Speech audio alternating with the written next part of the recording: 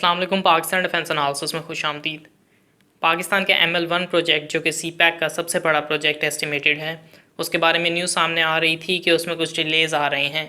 यहाँ फंडिंग में उनको चंद मसाइल का सामना है, लेकिन XDG ISPR आसिम सलीम बाजवा जो कि CPAC के सोशो इकनॉमिक बॉडी के चेयरमैन हैं, उनकी जानिब से क्लियर इंडिकेशंस आ चुकी हैं कि ऐसा कुछ भी नहीं है। इनफैक्ट इसको फास्ट ट्रैक किया जा रहा है और तमाम की तमाम फिजिबिलिटी स्टडीज़ और एवेलुएशंस जो हैं हो गई हैं और फाइनेंसिंग का काम भी एडवांस लेवल पे मौजूद है।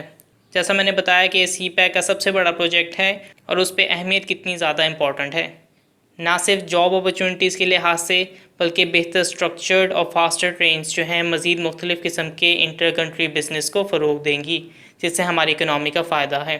आसिम सलीम बाजवा के मुताबिक भी ये रेलवे को रेवोल्यूशनाइज़ करने का प्रोजेक्ट है। अभी के लिए इस प्रोजेक्ट को CDWP के पास जो है पेश किया जाना है, जिससे पहले तमाम फैक्ट्स, इनपुट्स और ऑब्जर्वेशंस जो हैं वो ज़ेर फ़िक्र लाई जा रही हैं।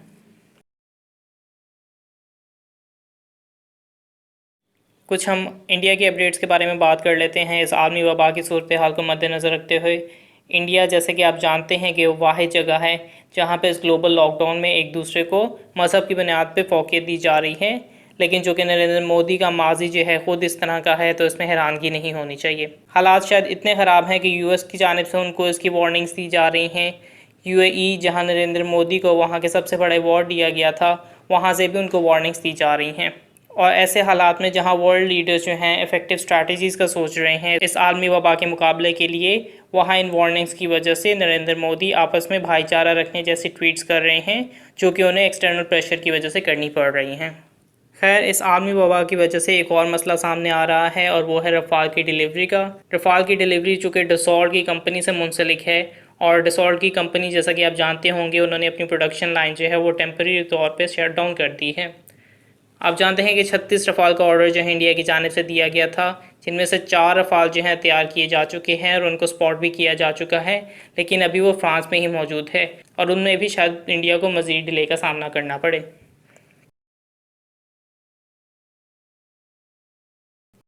आज 22 अप्रैल को ईरानियन रेवोल्यूशनरी गार्ड्स ने पहला कामयाब मिलिट्री सैटेलाइट जो है वो लॉन्च कर दिया है। कासिद नामी रॉकेट या सैटेलाइट लॉन्च व्हीकल, जो कि 2 स्टेजेस पे मुश्तमिल है, उसने नूर 1 के नाम से सैटेलाइट को लॉन्च किया है। मरकज़ी डेजर्ट में इस इवेंट को परफॉर्म किया गया था और स्टेट मीडिया के मुताबिक इस सैटेलाइट ने 425 किलोमीटर का ऑल्टीट्यूड जो है वो रिसीव किया है, जो ईरान के लिए अगर करेक्ट न्यूज़ है कि ईरान रेवोल्यूशनरी गार्ड्स ने ईरान रॉकेट इंडस्ट्री के साथ एक नंबर ऑफ़ लार्ज मिसाइल्स और सैटेलाइट व्हीकल्स तैयार कर लिए हैं, तो ये उनको बहुत बेनिफिट दे सकती है फ्यूचर में। अगेन, उनके सैटेलाइट लॉन्च व्हीकल के एक्सपेरिमेंट जो हैं टाइम टू टाइम सुनने को मिलते रहते हैं, जिनमें से चंद कामयाब होते हैं और चंद फेलियर का शिकार होते हैं। ये अगेन एक रिमाइंडर है कि पाकिस्तान की बाउंड्रीज़ में अफ़गानिस्तान के अलावा तमाम ममालिक जो हैं वो स्पेस एक्सप्लोरेशन में बहुत आगे बढ़ रहे हैं और ये हमारे लिए शदीद कंसर्न होना चाहिए। पाकिस्तान के पास तमाम रिसोर्सेज मौजूद हैं। शाहीन 3, जिसे इनिशियली जो है सैटेलाइट लॉन्च व्हीकल के तर्ज पे बनाया जाना था, स्पार्को, जिसने पहले भी सैटेलाइट तैयार किए हैं, लेकिन इसमें मज़ीद एक्सप्लोरेशन की अपडेट्स जो हैं वो बहुत ही कम वाज़ेह होती हैं। खैर, वापस ईरान पे आएँ तो तमाम मुश्किलात और सैंक्शंस के बावजूद ईरान इस फील्ड को परसू कर रहा है, जो कि हकीकी मायनों में इसकी अहमियत बताता है और वाकई काबिल तारीफ़ है।